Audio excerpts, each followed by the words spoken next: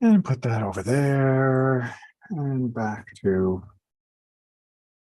main page. Rob, I had a question. Fire away.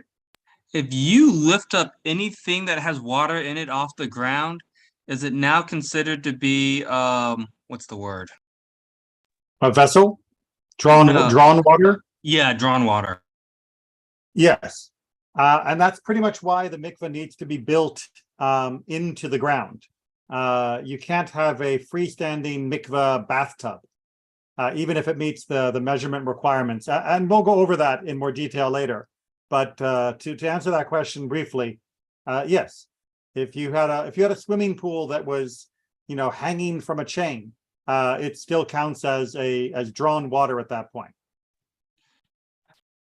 I thought once it hits 40 sailors, you still can't lift it then, huh? Once you've detached it, yes. But all of that is going to be in much more detail further into the Masechet. Not tonight, though. Because I noticed even if you catch rainwater, when you lift it off the ground, it becomes drawn water. But it's interesting. I think about a year ago, I heard you mention something about icebergs. You can break them off and carry them. So the water itself can be used in ice form, but the mikveh has to be in the ground. So yeah, it gets. Yeah, I was talking about the water they use to fill up the mikveh. Like you can't go out, catch rain in a bucket, then bring the bucket in and fill up the mikveh, right? Right, you have the rainwater has to be guided into the mikveh, but that's in the next chapter and onwards. So let's save that discussion till the Mishnah has actually brought it to the table or the pool. I actually got that from chapter 2. Yes, but we're not in chapter 2 yet. For the benefit of those that haven't been doing the reading ahead, I like to not go too far ahead in the Q&A until we've had a chance to actually put that topic on the table. Right, but yeah, the only thing about the Mishnah is it deals with specifics, and then from the specifics you have to find out the general rule. So sometimes I like to try to figure out the general rule and then see the specifics. I know. And if you really want general rules, then I can highly recommend Mishnah Torah or Shulchan Aruch as being a more comfortable study. Because the Mishnah, you're right, it will occasionally say, a klal, a general rule, or especially a klal gadol, a great rule. But most of the time it is absolutely focused on the specifics, because it is the specifics that make up our confidence. As just maybe as a way of introduction, because it's something I think I might have mentioned before, but it's good to just have it out there in multiple moments. There is a famous debate of, is it better to be a person that can remember exactly what they've been taught, but not be able to deduce more from it? Or is it better for a person who maybe can't remember everything, but their powers of deduction and analysis are far superior? And the argument goes back and forth. Of course, there's merits on both, and obviously we'd like to be both, to be able to remember as well as be able to analyze beautifully. But at the end of the day, the rabbis agree that if you have to pick one, then you pick a very accurate memory, because at least for the things that you remember, you will be right, as opposed to a person with a creative deductive reasoning. If they cannot remember all of the components correctly, and if they don't have someone to help correct them in the debate and discussion, their analysis may end up being fundamentally flawed. So the things that you remember correctly, the details, the particulars, those you can be certain of. And that certainty is an important part of life. As much as we get, speaking personally, as much as we get a thrill of discovery from analysis and deduction and of trying to find commonality and overarching principles and all of that, we should not diminish or disparage the importance of studying the particulars and the details and trying to hold on to those. because those are foundation stones. What about the story with Hillel, where they talk about sacrificing the cow on Shabbat? And how do you get the knife there? You have to tie it to the cow. And they emphasize that Hillel found that rule through deduction and not through memory. Absolutely. Like I said, the ideal, and certainly someone like Hillel represents that ideal, is to be able to accomplish both.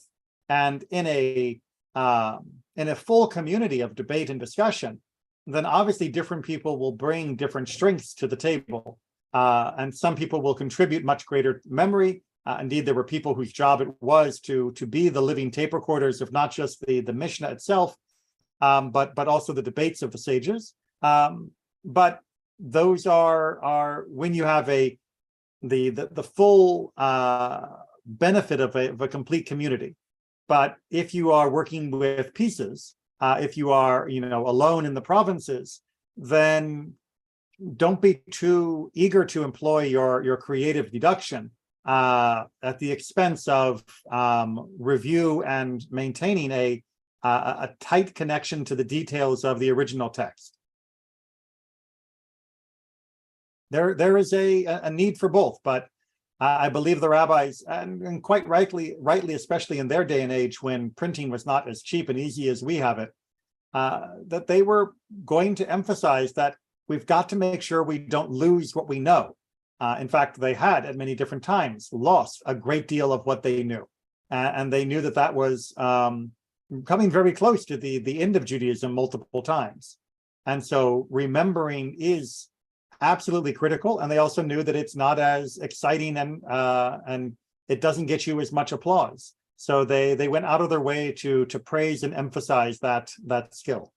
So then do all these debates, do they come from a wrong memory, or do they come from a wrong application of the rule? Okay. So that gets us into a whole nother conversation, one that I love. And we can give it a couple more minutes because I think we still have someone else coming in a bit later to get into our Mishnah. I guess I should have also opened up with my today's warning that my internet is being terrible. So if this drops, there's a very good chance it will not resume because the internet's taking longer and longer to reboot. I am looking for another provider. So let me get that warning out of the way. But as long as we still have connection and a few minutes before our more regular students join us, there is a great exposition and discussion of this in the traditional format with Rav Sharia HaGaon in his Igeret, his wonderful letter and summary. It's a short book. You can usually find a translation. If not, let me know and I might be able to send you notes. But he tackles this question head on by piecing together the discussions in Mishnah, Midrash, and Talmud, that where do the debates come from? If the Torah Sheba'al Peh, if the oral tradition and our analysis is a chain of tradition and it is uninterrupted going all the way back to Har Sinai, to Mount Sinai, then how can there possibly be debate? It doesn't seem like that's likely. If we all agree that it was on a Tuesday, then how can somebody all of a sudden say Wednesday? Well, there's a couple of different answers depending upon the topic. The first you've already sort of hinted on, which is when you have a new topic that has not been discussed, then there needs to be an application of the prior information. And obviously, it's very easy for there to be a difference of opinion of how to apply what's already come. In the modern world, in the United States, we have the issue of interpreting the Constitution. And if it is a completely novel situation, then the judges will have to look to the Constitution for guidance, but recognize that it was not explicitly covered. And of course, there are going to be debates on those points. That's the easy one. But debates, for example, of what time do we say the Shema, that's not because the Shema is a new topic. That's not because the Torah hasn't made it clear that we need to say the Shema. It isn't even that we don't know that we need to say it twice a day, which is, again, also self-evident.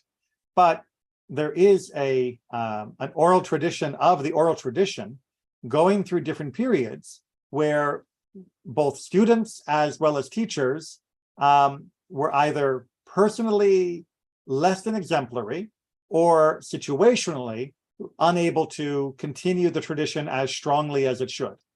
In particular, the arguments between Beit Hillel and Beit Shammai are attributed to a decline in quality among the students relative to their teachers, that Shammai and Hillel themselves very rarely argued, but their students argued following the death of their teachers much more, because their students simply did not grasp all of the material as well as they should have that had been shared by the namesakes of their academies.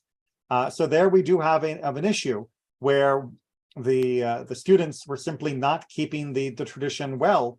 Again, not just that they were not, attending class, but that they did not truly deeply understand it in a way that allows to reconcile the arguments between the two different academies. That comes from the Gaon, right? Right. So Rav Shriya HaGaon is literally a Gaon, and that is during the Gaonic period. They did a little more historical reflection upon this. Of course, some of this was also in response to the Karaite challenges that came, and there needed to be an accounting of rabbinic Judaism in order for it to be more compelling and convincing to the population. And he points out that yes, there was this disruption period, to say nothing of the disruption that came during the Babylonian expulsion, as well as the various Roman oppressions. But even from internally, we had some problems, but that our sages were able to take the remnants that we have and to reconstruct, much like maybe an archaeologist might do, from the quote here, the quote there, the teaching here, the practice that is observed there, and through logic as well as that reconstruction, they were able to piece together a correct version of the text. And in fact, that's what we're holding. That is the internal understanding of what the Mishnah has done, is that Rabbi Yehuda Hanassi made sure to gather all of that text, to bring it together, and to ensure the best phrasing for all of it in order to ensure its long-term transmission, which is why the Mishnah as a literal text did not exist prior to his endeavors. Of course, as an oral body of knowledge, it did, but in various stages of incompleteness and integrity. Now, because the Mishnah itself was not always well understood by all of its students, we get more clarification in the Talmud, which will bring in other texts known as Braitot, which are parallel versions of the Mishnah topics that are then harmonized or rejected, as the case may be, due to the analysis of the sages of the Talmud over the course of different generations. But no one should get the impression that this is easy, that it was all just handed to any generation except for Moses's, perhaps on a silver platter, and that there was always going to be discussion and debate, and every generation will always struggle with making sure they remember as well as apply correctly to their novel situation. But all of that being said, you can thus understand why the sages, as they compiled the Mishnah and worked on the Talmud, were adamant that memorization, the correct notation of the original statements as they received it, were so critical, because they had seen and understood the difficulties that came to the community when that sort of basic core integrity had become jeopardized. And they wanted to make sure that that would not happen. Indeed, that's partly the reason why the Mishnah was set down into this format, where it could become more easily memorized and more accurately transmitted, so that there was at least a touchstone that was inviolate, that was more stable, no matter what would come in the future. So the Mishnah, of course, has endured beautifully. And though there may be a few manuscript errors and discussions here and there, the vast majority of the text is not really considered in question. And likewise, the Talmud, its own job to harmonize not only the Mishnah, but other texts, and to clarify not just the rulings, but the methodology of the rulings, has ensured Judaism's survival and continuity over almost 2,000 years.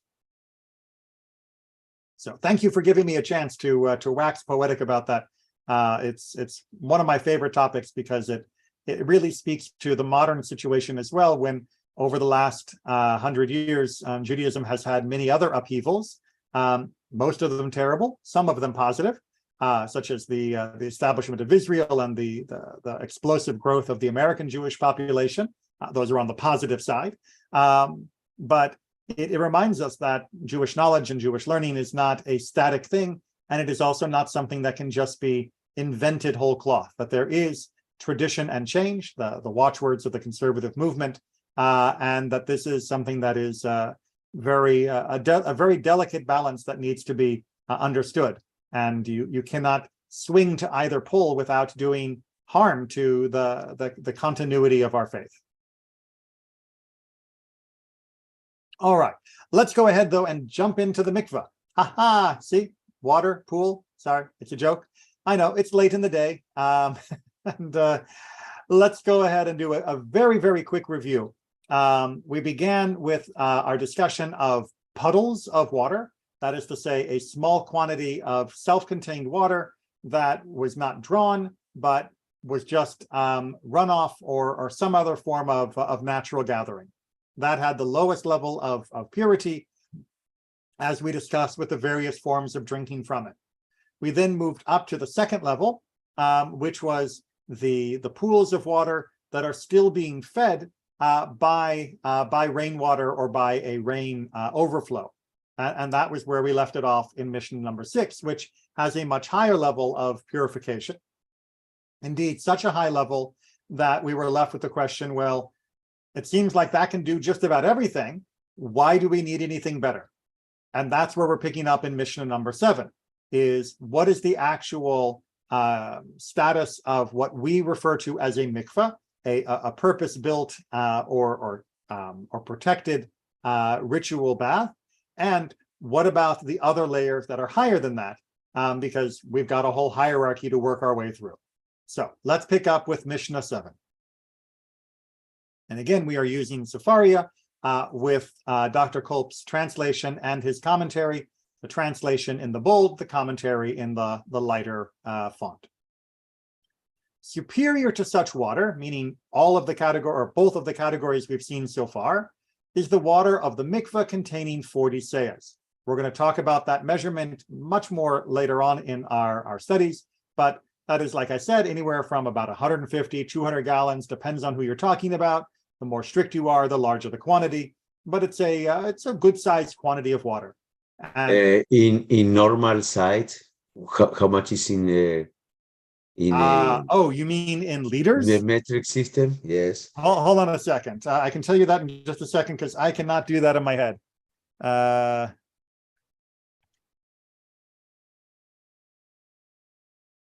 About 500 to 600 liters. Oh, now we are talking. I think Dr. Cope says 150 to 200 gallons. Yes. I mean, like I said, it depends on your definition of a seah, and that is, something that we don't have a precise cup from the ancient world that can give us that measure. We've got some very good estimates, and in all honesty, many of the upper limit measurements are probably extreme, because many of these measures were based upon the size of produce that was found in the ancient world, which we do now have good archaeological evidence for. And it is, on the whole, smaller than many of the opinions that came out in the Middle Ages of people who weren't familiar with those particular species. So you can err on the side, let's say, maybe 500 liters for sort of a mikveh, but most modern mikvaot are built well beyond that. They're not built at the border of what is 40 seahs. They are built much larger than 40 seahs in order to remove any doubt at all. And we're going to be talking about doubt a lot, but just understand most modern mikvaot are constructed to avoid the issue of being right at that line. So yes, that is our rough measurement. So 150 to 200 gallons, 500 to 600 liters. I'll see if I can remember that liter measurement so that I don't have to keep going back to it. I don't have to keep going back to the calculator. All right. So that mikveh, 40 sayas, is superior to the versions that we've seen before, for in it people may immerse themselves and immerse other things. So this is a large enough container that a person can completely immerse themselves, and by doing so, they will become tahor, they will become ritually pure. So Remember this the is the water? site that the one that we are using today. Yes. You mean how big is the mikveh at Ohev Shalom? Yes, is it this site? Yeah, it's much bigger. Big, much bigger. Yeah. I don't know the exact gallon measurement, but I know from having been to many mikvaot, this is on the medium plus size of a mikvah. Oh, okay. I've seen larger and I've seen smaller. Remember, if you want to visualize the minimum size of a mikvah, if you want to sort of imagine what would a mikvah look like at its minimum capacity, then you have to imagine the amount of water that would fill a container that was about half a meter by half a meter by 1.5 meters tall. Or 1 amma by 1 amma, a cubit by cubit, and 3 cubits high. So that was the measurement of the size of a person in the ancient world, of like how big of a container to put the body in.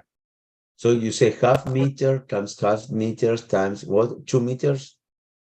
Or 3? A meter and a half up. It's not huge. It's until here. Yes, because one, we're taller than most people were in the ancient world. Two, we also, the minimum measure that they were coming from here was not necessarily to the top of your head, but you would have to crouch to use. So it's, think of a person that is crouching down, sitting on their haunches, as we say. So it's half meter times half meters times 1.5 up. 1.5. Right. So it's a person with a square base. Right. Well, but again, that's the measurement of the quantity of water. Now, if you want to actually have a mikvah, you're going to need a container bigger than that, because when the person gets in, the water will be displaced and you don't want the water to just go away. So the actual structure of the mikvah will be larger than that, but that's the amount of water that's needed for the mikvah. Okay. Make sense? Okay. So with a mikvah like this, which is different than the puddles we've been talking about, then that mikvah is fine to make a person pure, and it's also fine for putting any vessels into in order to render them pure. So this is the minimum level, basically, for a routine purification of a person from most things. We're going to talk about that most things in just a minute. But that's why mikvah is sort of middle of the road for its status. Superior to such water, meaning even better than a mikvah, is a water of a spring whose own water is little, but has been increased by a greater quantity of drawn water. So you have a spring water that is, bubbling up from the natural flow of the water, and that spring has then been added to with water that was drawn. Now, why is this considered superior? Because wouldn't the mikvah with its no drawn water be better? Well, this other water, it does not need to be stationary. As we'll see later on in the Masechet, the water of a mikvah, a purpose-built mikvah, needs to be not flowing when it's being used. This water, on the other hand, can be flowing as it is this spring water, and it can even be added to with regular drawn water and still be considered usable. In fact, it is equivalent to the mikvah inasmuch as it may render clean by standing water, and to an ordinary spring, inasmuch as one may immerse in it in whatever the quantity of its contents.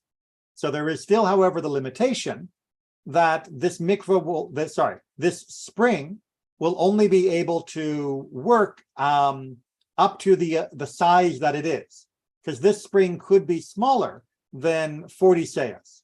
And that means that maybe it's not big enough to purify everything. Maybe it's not even big enough to purify a person because there isn't enough water for the person to immerse in. Nonetheless, its power, if you will, is greater because it can still be flowing, and you can even add this drawn water to it and it's still fine. So we're not saying greater like it's easier to use, because clearly if it's under the size of a person, it's not as useful, but it does have there are fewer things that can disqualify it than the classic water of the mikvah. Maybe that's actually a better way. I know, Aaron, like you said, you like the general rules, but really we're talking about a hierarchy of things that could disqualify the water from use. And we're in this fourth category here, we're talking about something that's even harder to disqualify than a mikvah itself. Mishnah 8, we're going to continue to work our way up that scale. Pardon me. Superior to them, to everything we've done so far, are smitten waters or blighted waters, which can purify even when flowing on the ground. All right, so these waters are what we're talking about here are bad spring water. That is to say, the water is salty, or it's become not cold because of standing, but nonetheless, these waters are purer than the standing waters we talked about in the last one, the spring water before, that had been added to with the drawn water. Because in that one, there had to still be the flowing on the ground, the flow that would allow the drawn water to be essentially nullified. Here, you have pure spring water that isn't very pure, and that still puts it at a higher level, because yes, it's maybe sulfurous, it's like it's nasty natural water, but it wasn't added to with something bad. It's just that's the way this water happens to be, and that technically does make it at a higher level. So it is, yes, smitten, blighted, but it has a higher level than all the waters we've seen so far. And then the second half of the Mishnah, we're going to get to the top of the pile, or pyramid, or bottom of, I'm not sure what the right water metaphor is. Superior to, oh yes, go ahead, Aaron. What does it mean when it talks about it purifies even when flowing on the ground? It's in the note. Yes. So it's saying that even in this water isn't stopped and contained, that even if it's still trickling away, that water is still considered to be a purifying water. Unlike a mikvah itself, like, again, the classic man-made bath mikvah, which cannot be flowing during that time. The waters cannot be exiting away from it. But this water, these smitten spring waters, can still be having this exit, and they are still kosher for this purpose.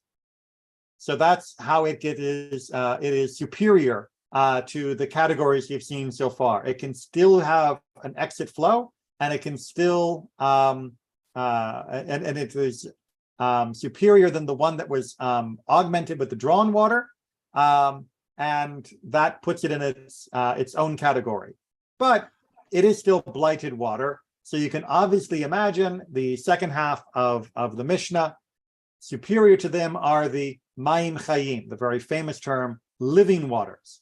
For in them there is immersion for Zavim and the sprinkling of Mitzarim, and they are valid for the preparations of the Chatat waters. Okay, what are we talking about in these examples? Well, we're talking about three places in the Torah. You can see from Dr. Kolb's notes, Leviticus 15, Leviticus 14, and Leviticus 19, that there are the occasional mentions, not just of using water for the purification of something, but of using mayim chayim, of using living waters for the purifications. And that is this perfect category of water, this natural flowing of water from a spring that has not been augmented in any way. These are the Torah definition of mayim chayim. So whether somebody is a zav, a man that has had a irregular emission from his genitalia, or whether it is a mitzora, somebody who is suffering from tzaraat, the skin disease that often gets mistranslated as leprosy, or whether this is somebody that is getting the waters that is being used from the red heifer that are purifying a person from the coming into contact with the dead. This is the water that's needed for all of those purposes. Yes, Eric. What did it mean when it talked about it purifies while it's flowing on the floor? Sorry, I know it's from the last Mishnah. Oh, okay, or from the previous part, yeah. Right. Does that mean it purifies without requiring immersion? No. Because does it even purify? You still need to have the minimum amount of water to submerge or immerse whatever it is that's being purified. But even if that water is flowing, like imagine you have you're in I was in Japan, right? I lived there for a number of years. I didn't actually get to go to natural hot springs, but they were all over the place. So imagine a natural sulfurous hot spring. So, the water is all minerally, it's stinky, it's not good to drink, but it's a bubbling up pool in the wild. That would be this category, because that water is overflowing and moving and leaving that pool and heading down the hill. That is not it's not a contained unit of pure waters. It's a portion of pure waters that is still moving onward and downward.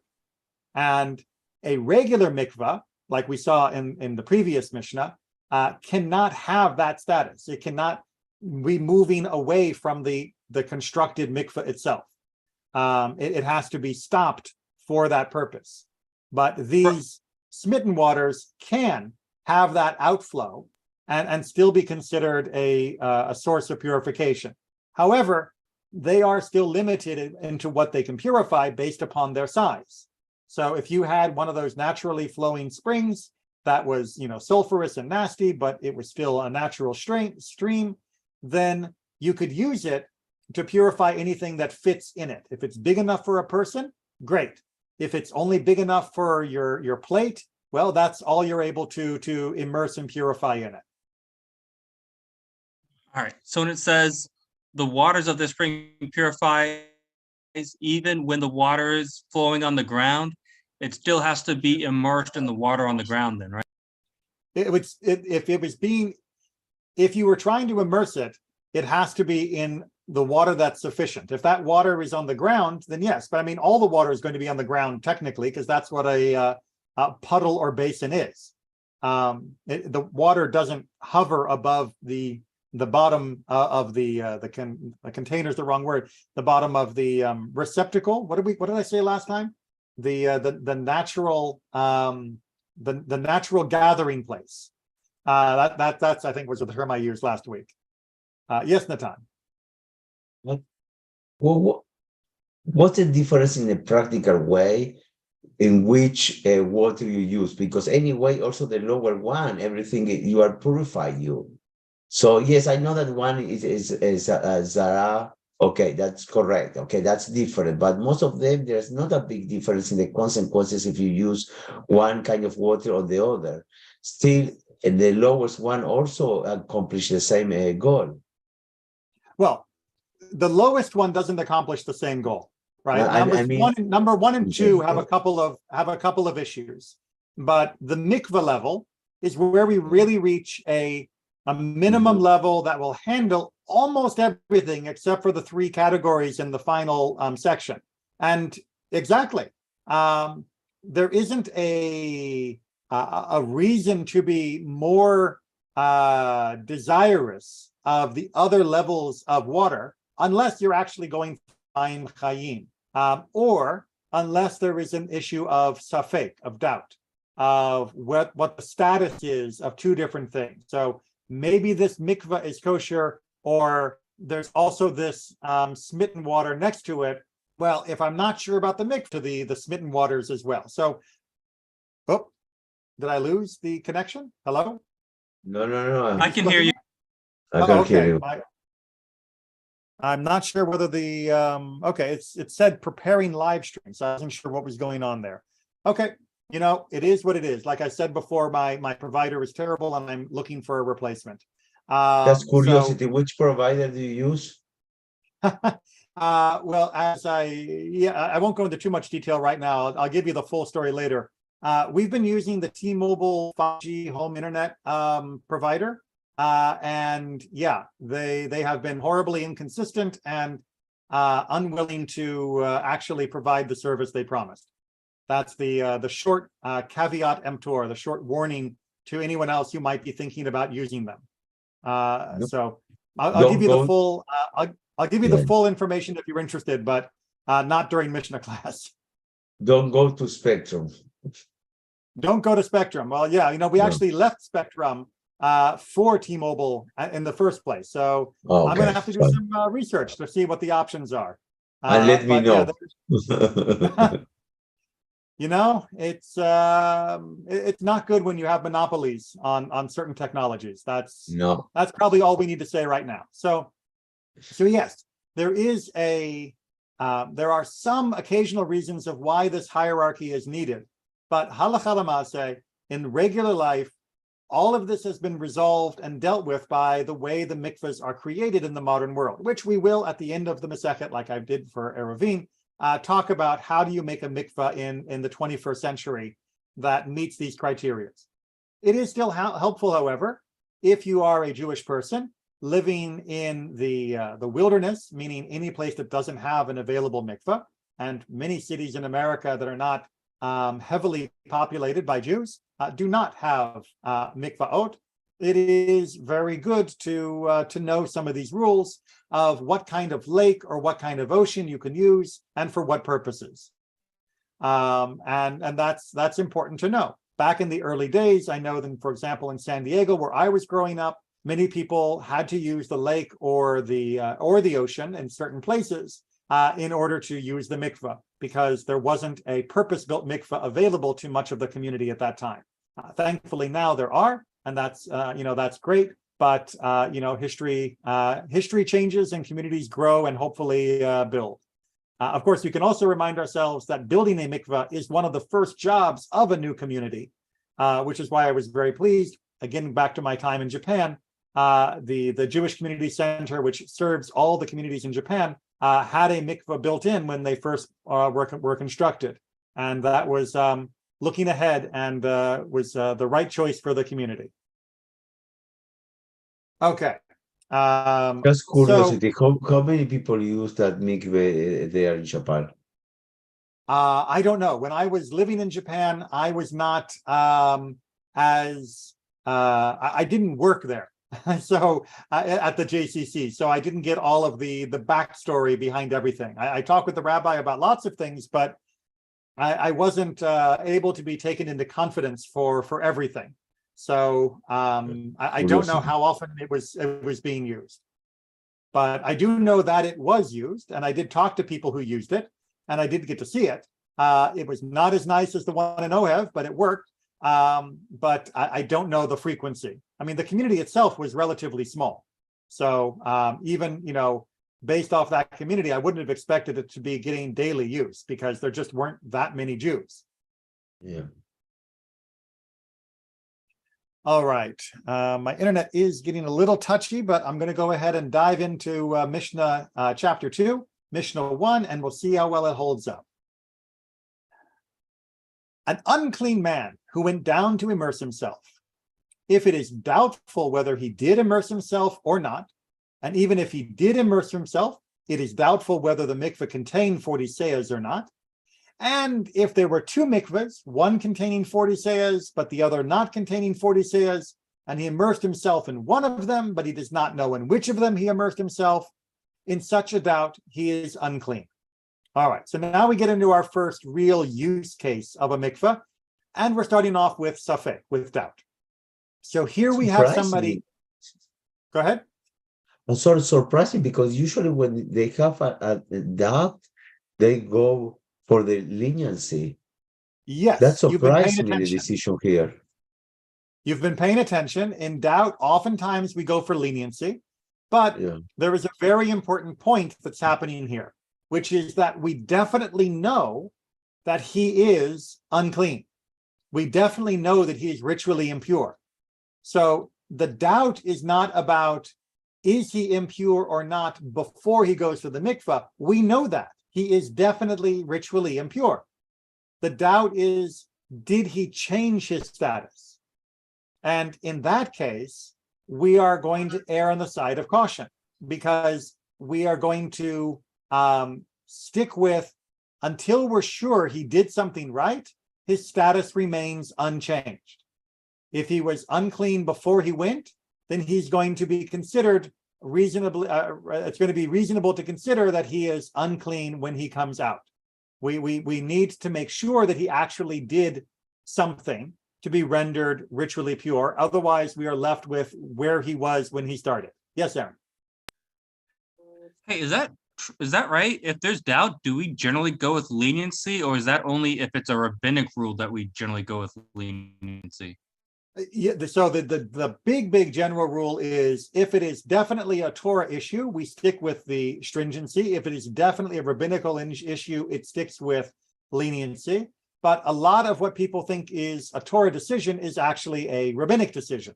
So by and large, most issues of actual doubt are over a rabbinic issue and not over a Torah issue. And as such, it is more often than not, when we're talking about doubt, that we're talking about a rabbinic point, not a Torah point. And so, yes, more often than not, we are on the side of leniency rather than stringency. But here, we can't say that, because here we definitely know that he is ritually impure. So even though he went into something, because I know the first one is maybe he immersed, maybe he didn't, meaning I would have to imagine, not did he get wet or not, but did he actually immerse all of himself or not? But the other ones we know he immersed, definitely, but we're not sure he was using a correct mikvah or correct source of immersion, of water gathering. So we have to stick with his impurity as the default. Yes, Aaron. And Rabbi, the whole thing, this whole book is Torah law, right? We're not dealing with any rabbinic law so far, right? No, that is not true. There is a great deal of rabbinic law about the mikveh, about exactly how many seyas need to be cleaned, about how much has been gathered all at once, about whether or not it can be done piecemeal, and other things. There are many different rabbinic dictates on that. And so, yes, much of what's being argued about is over about a rabbinic restriction, not about the Torah restriction. So we'll cover that again in more detail as we go through the Masechet. But this is not all, we're just reading the Torah. This is definitely, we are reading the Torah with rabbinic understanding and with rabbinic gezerot of protection around it. And it is usually going to be in those rabbinic protection that we are getting the most leniency. So no, please do not think this is all just Torah with no rabbinic adjudication. There is a lot. But is chapter 2 rabbinic or Torah? This right here is the doubtfulness and immersion. Is that Torah or rabbinic? Yes, they don't come apart neatly like that. It's not like saying, is this civil law or criminal law, or is this federal law or state law? The rabbis see themselves as interpreting the Torah as the Torah demanded to be interpreted, and the rabbis see that their protections are authorized by the Torah, and thus it has a semi-Torah status to it. So it's not, these are not like two things that can be easily just parted. It's like, mixed wine. You can't separate it into the wine and the water. It's both at this point. Yeah, this is just one of the few times it seems to be neither lenient nor stringent. It seems like because you take on your previous status, you keep your previous status, I should say. Right. Well, in that case, we are being stringent in this case, because he went and he definitely did something that might be a ritual purification, but because we are not sure, we are going to say he didn't. There are many other times where someone might have done the right thing that we say, well, if they might have, then that's good enough. But here we're saying he might have, and that's not enough, because his status was definite and his immersion was doubtful. If there's a stringency, would there be any kind of reasoning to think that this is a Torah rule? No, not really. The rabbis will be stringent on rabbinic points when they feel it necessary. I mean, indeed, much of rabbinic rulings are stringencies in and of themselves. They felt that a stringency was needed. All right, let's go ahead and, yeah, we got time. Let's hit Mishnah 2. Still working on some issues of did they, didn't they? If a mikvah was measured and found lacking, meaning it's less than 40 seahs, all the things which have been purified in it, whether in private domain or in a public domain, are accounted unclean retroactively. So you had something that was rendered ritually impure yesterday, you took it to the mikvah, you dunked it, you assumed that it was fine. Well, today you're getting a call from the rabbi. We just discovered the mikvah was under 40 seahs, and the last time that we confirmed that it was 40 seahs was a week ago. So that means everything that it was used for over the last week is now considered to have not been changed. Your dishes are back to being unclean, and your personal status would be back to being unclean as well. Now, this is definitely a rabbinic stringency, just to go ahead and get that out there in the first place. And the issue here is that if the mikvah cannot be confirmed to have been a valid mikvah, then we have to assume that the things it was used for are not valid. Now, again, as Dr. Kolb points out, even in the public domain, and this is an issue we haven't talked about a lot together, but as he explains, generally speaking, purity issues that involve the public domain, we usually default to a rendering of it's pure, because we cannot essentially close the door on the public domain if we make that too strict. But here, because again, we know that the status was impure before they went to the mikvah, we are going to default that they are impure when they come out. Now, we're going to put a caveat to that in just a second. But Natan, what do you have to say? No, maybe that stringency is so much about this because we are dealing with a cleanness, a tameh, taor, that is so critical for all the ritual in the Jewish life. Because, for example, in general, in Nazir, for example, that I'm studying now in Daf Yomi, like would go back, say, okay, that's fine, you can forget, it's from now on. So that is so strange going back. It's very, very unusual. So it's maybe that's because it's all connected with the Jewish life law and ritual law that need to be so strange and be sure that you are taor 100%. That for kashrut, for everything, that's why they are so picky. No. Okay. I get to be direct. No. Okay. I can say that for the Chachamim and for the rabbis that came after, being ritually pure or impure, or kashrut, as you mentioned, which is another type of cleanliness, does not have a special status compared to the other mitzvot. Being correct in your business, being correct in your derech eretz, your interpersonal communication, and that is every bit as important as being ritually pure.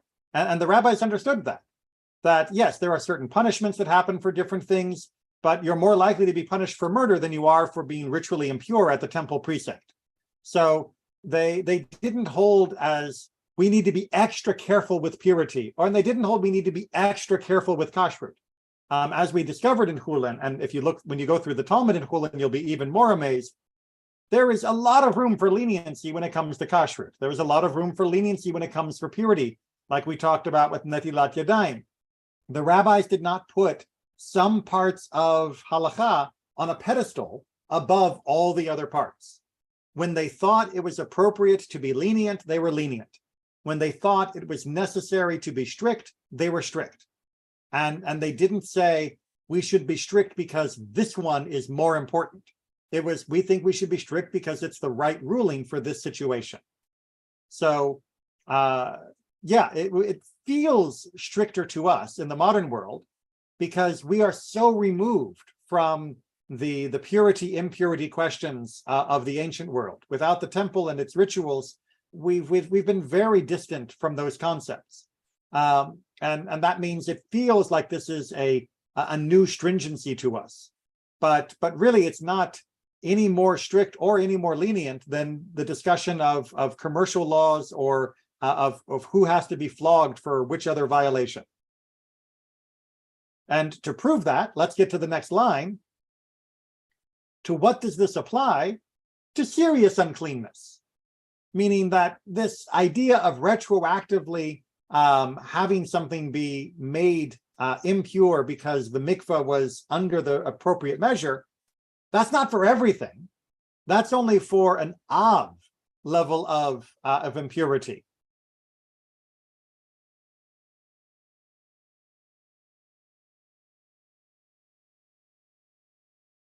What? Really?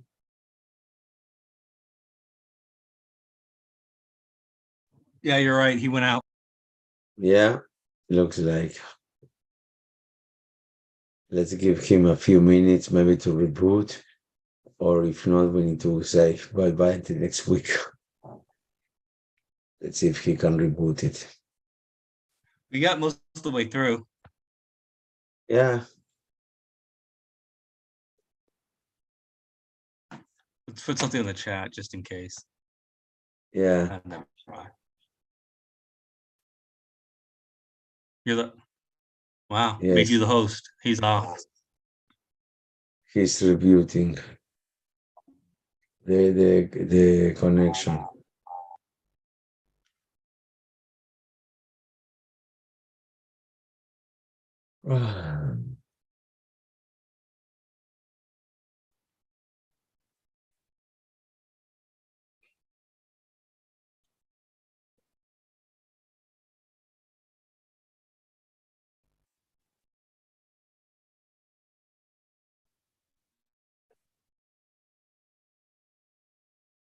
So I guess your worldwide rap made the news, huh?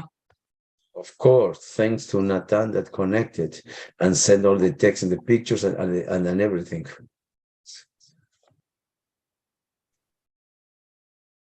Believe me, it wasn't a miracle. Let's put that way. It's everything the hand of the human hand behind. Okay. Okay. What's FJMC, Florida? Jewish Federation of Men's Club. Oh, Florida. Yeah. Well, good job. Thank you. Okay, so we're done. Done. I guess